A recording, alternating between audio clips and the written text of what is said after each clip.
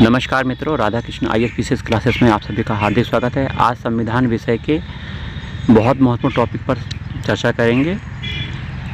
इसके प्रश्न बनते ही हैं सभी परीक्षाओं में। चलिए शुरुआत करते हैं। भारतीय संविधान के विदेशी स्रोत, संविधान का स्रोत क्या है, इस विषय पर चर्चा होगी।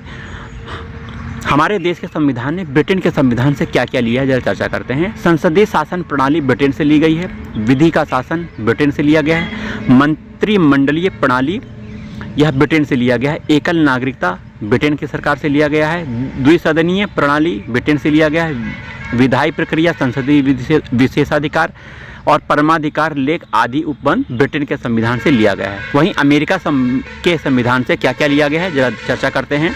उद्देशिका का विचार, न्यायिक पुनरावलोकन, न्याय पालिका की स्वतंत्रता, मूल अधिकार अमेरिका के संविधान से लिया गया है। उपराष्ट्रपति पद यह अमेरिका के संविधान से लिया गया है। राष्ट्रपति पर महाभियोग और उच्चतम न्यायालय तथा उच्च न्यायालय के न्यायाधीश को हटाने के उपबंध, ये सब अमेरिका के संविधान से लिया गया है।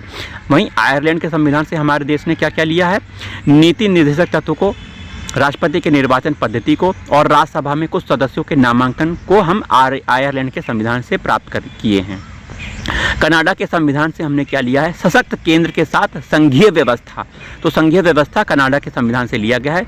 केंद्र द्वारा राज्यपालों की जो नियुक्ति होती है, यह कनाडा के संविधान से लिया गया है। उच्चतम न्यायालय का परामर्शीय न्याय निर्णय, यह कनाडा के संविधान से लिया गया है। वहीं अपशिष्ट शक्तियों का केंद्र में निहित होना, यह कनाडा के संविधान से लिया गया है। वहीं अगला है संसद के दोनों सदनों की संयुक्त बैठक, उद्देशिका की भाषा, व्यापार वाणिज्य और समागम की स्वतंत्रता तथा समवर्ती सूची की व्यवस्था ऑस्ट्रेलिया के संविधान से लिया गया। ये ऑस्ट्रेलिया के संविधान के बारे में आपने सुना।